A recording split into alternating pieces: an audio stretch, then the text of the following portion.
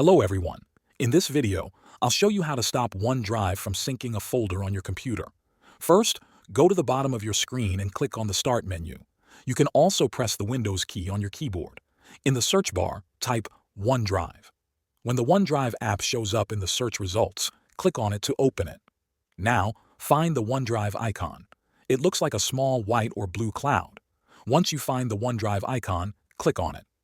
From the menu that appears, click on Settings. This will open the Microsoft OneDrive Settings window. In the Settings window, click on the Account tab at the top.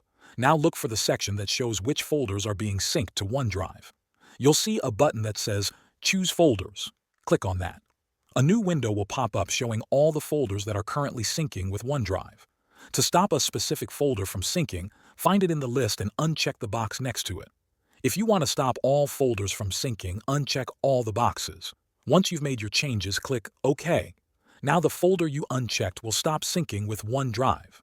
Any files that are already in OneDrive will stay there, but they will not be updated anymore from your computer. After that, you can close the Settings window, and that's how you stop OneDrive from syncing a folder. Thanks for watching.